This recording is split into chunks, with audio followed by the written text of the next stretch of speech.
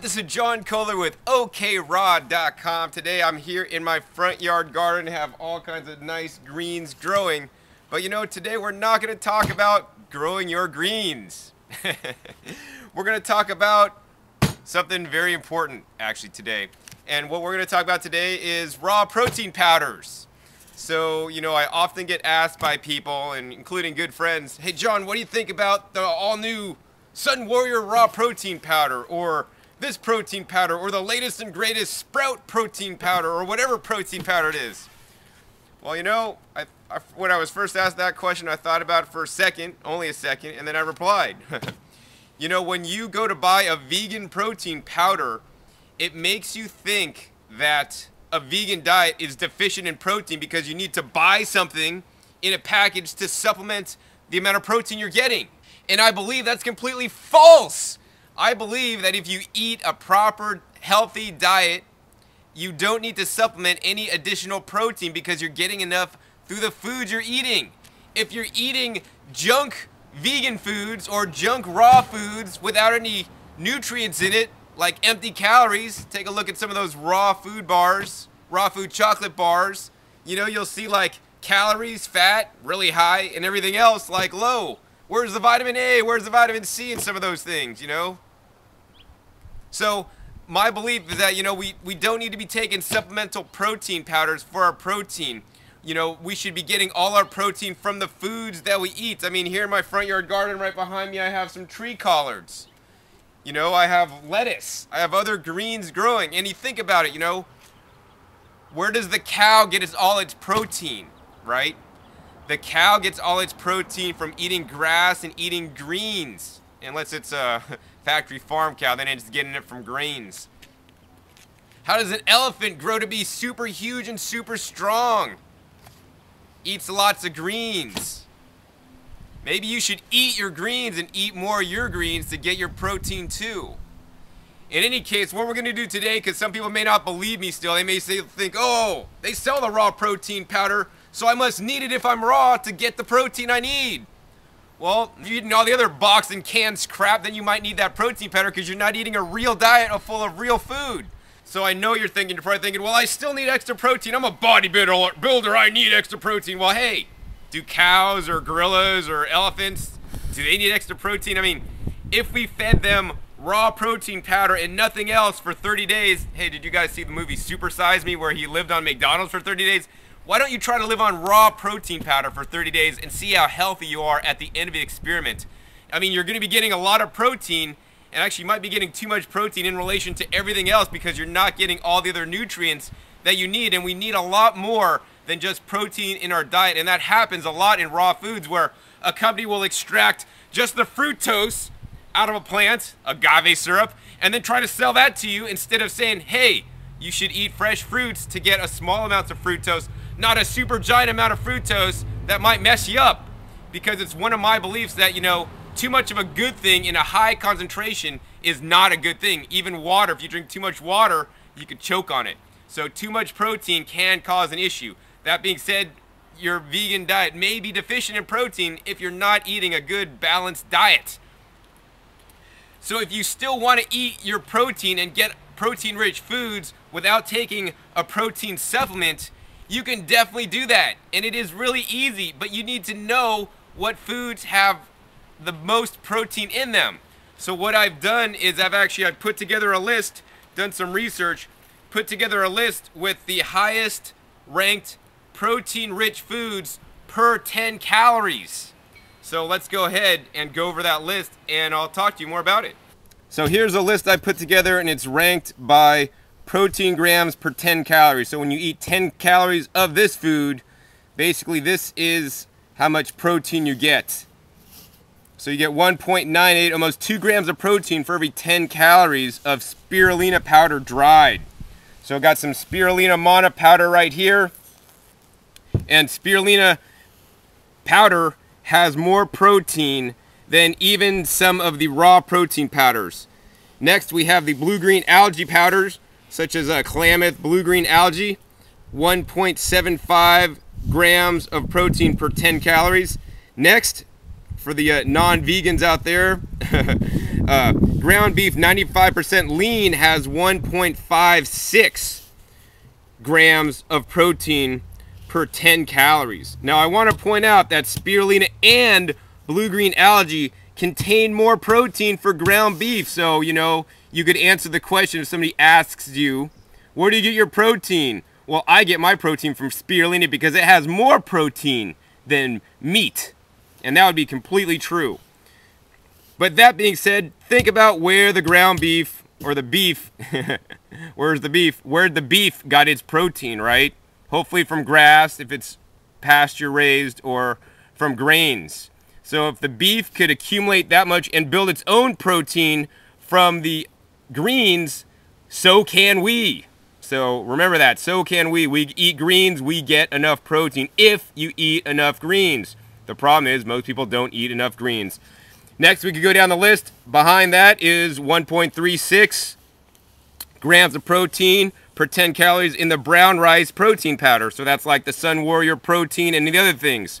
So, you know, even if you think you want to get protein, I would encourage you highly to eat an algae-based powder such as spirulina or blue-green algae, because those, besides having protein, contain chlorophyll, contain vitamins and minerals and all kinds of other nutrients, antioxidants, and phytochemicals that we do need.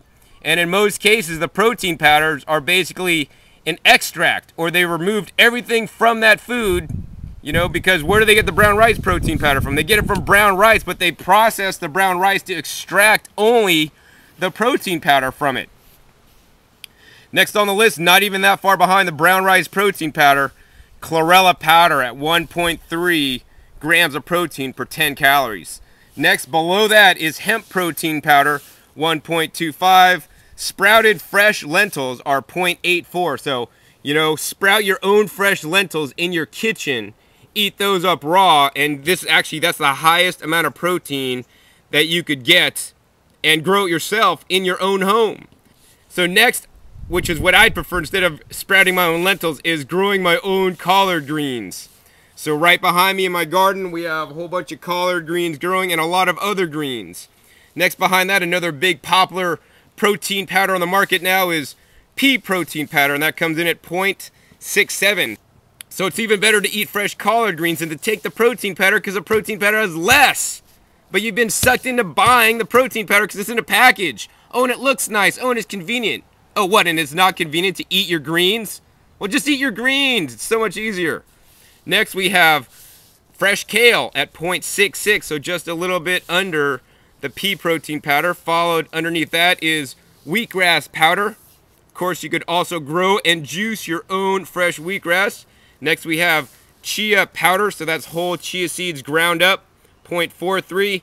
Then this one's really interesting, 0.15. Human milk. So at the point where we're growing the most, human milk has only 0.15. That's a lot less, like 10 times less than ground beef in protein. So you really got to ask yourself, do we really need more protein than when we're growing and doubling our weight as a baby? So here we go, fresh bananas. If you want to equate human breast milk protein levels, fresh bananas are at 0.12. That actually is really close to human breast milk. And even right below that, one of my favorite nuts, macadamia nuts, are 0.11 in protein. So they don't quite have as much protein. So you just saw by my chart there that dried spirulina powder and blue-green algae powder and chlorella powder are at the top of the list for, you know, the amount of protein they contain. Plus, they're a whole food except for the water. So I'd encourage you to, you know, you could grow your own spirulina in a fish tank in your house. If you grew it yourself, had fresh spirulina, in my opinion, that would be the best protein source that you could take because it's fresh and alive. One of the things I also want to mention is that, you know, we want to focus on eating whole foods and eating and chewing them really well, especially when we're eating our greens like my tree collards behind me. They're very rich in protein, but we need to be able to access that protein. If you put it in your mouth, chew it 2 times and swallow, you know, you're not going to have access to that protein because you're not breaking open the hard fibrous cell walls. So in that situation, the #1 thing I would recommend is that you juice your collard greens, because you could take a whole pound of collard greens, and if you ate them, or even if you blended them up, you're going to still have all that fiber contained in the collards that you're eating, and that's going to fill you up, so you won't be able to basically get as much in or concentrate that like they're doing with the protein powders. They're basically taking the brown rice, they're processing it, they're extracting out only the protein powder and then putting that in a container and then selling that to you. So you're getting basically a fractionated or highly processed food. I mean, they didn't have protein powders maybe just 20 years ago. It's like a brand new thing. So the other thing on raw foods that I really want to drive home to you guys is that, you know, raw foods to me is not about, oh, is it heated above 118 degrees? There's many more factors to being a raw food than just if it's heated too hot. You know, how is it processed? Is it put under extreme pressure, you know, and then extracted out with chemicals? I mean, I don't know how some of these protein powders are processed, but the raw foods, that to me is pretty much, I could sum it up in a couple words. Getting back to nature, leading a life how we should have maybe 100 or 200 years ago. And let me tell you, they didn't have protein powders, but they had collard greens that you could eat fresh. So I would recommend juicing up your collard greens, because you could literally take a whole pound of collard greens, put them through the juicer. The juicer takes away all that fiber, which basically locks in all the nutrition of the collards, and then you basically break open all the fiber, and in that juice is really rich and concentrated now with all the nutrition out of the collards. You want to make sure you drink that juice right after you make it for the highest benefit. So hopefully after this video you're gonna think more about if you really do need, you know, a raw protein powder in your diet. Now, if you're a bodybuilder, I'm not gonna argue with you because I'm not a bodybuilder and don't have experience with that, but I still feel that if you eat a diet that's rich in vegetables, especially your greens, take some whole food algae powders, you know, I mean, on my chart, these have more protein and actually a lot of other nutrients than the protein powder. You're gonna be all right. Now, if you still did want to take something because you want to supplement your diet, there's one thing actually I would recommend, and I've been taking this for many years. It's this stuff here. This stuff is called Vitamino Green, and what it is, it's just basically a mixture of raw foods that have been powdered and dried and put into the bottle. So it has a lot of basically leafy green vegetables powdered up in the bottle: nettle leaf, barley grass, wheatgrass, shave grass, moringa leaf, alfalfa leaf, dandelion leaf, barley grass juice, oat grass juice, Nepal cactus, chickweed, broccoli juice, kale. I mean, so many different things. Plus it has enzymes and probiotics.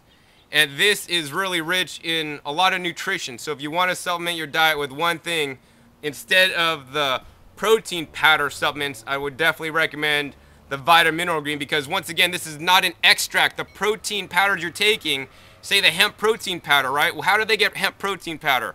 Well, I'm pretty sure this is how they do it. They take the hemp seed, they basically run it through an oil press, they press out the oil, they sell the oil in bottles to you, and now they got the pressed cake. Formerly, the pressed cake is like worthless to them. Maybe they'd ship it off to the pasture for cows to eat it as a feed supplement, because I mean, basically all the oil is gone and it's basically just fiber. But they need to find a way to sell it to you so that they can make more money off of it.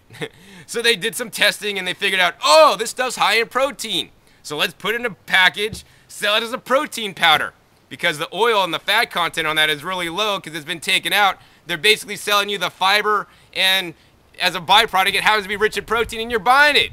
So instead of taking like hemp protein powder, why don't you just eat hemp seeds? Once again, you should grind up your hemp seeds in the Vitamix or a coffee grinder to basically break open the shell so you can create more surface area so that you will get better digestion. Instead of pea protein powder, why don't you just grow your own peas? Eat some peas. You'll get the protein of the peas, but you'll also get, number one, the water in the fresh peas. That's really important because we are 70 to 75% water. And if we're eating all this dehydrated stuff, and you better be putting that dehydrated stuff in some water, then we're going to get dehydrated. And being dehydrated is not a good thing. It's always better to eat fresh and whole foods because you're going to get the protein that nature and the creator wanted us to get. If you're buying protein powder, you're saying that nature and our creator basically didn't make nature and create things on our planet right, because we need to supplement it with something in a package. So that's really something to think about. So hopefully, you know, I've made you think about what you're doing. If you are taking some protein powders, if you're considering it, hopefully this video is gonna, you know, make you think about that. So once again, I want you guys to all think for yourselves and think critically about things. In our society, you know, we're taught actually to follow the leader, follow the advertising. I mean, we're bombarded with advertising a million times a day, with ads on the back of the tray on the airplane, ads, you know, on billboards, ads on the TV, on the radio, even on the internet. You're probably watching this. This is an ad on YouTube about, hopefully it ain't about protein powder. But we're bombarded with ads, and all the ads are trying to get us to do is to try to make us buy their product because somebody could profit off of you.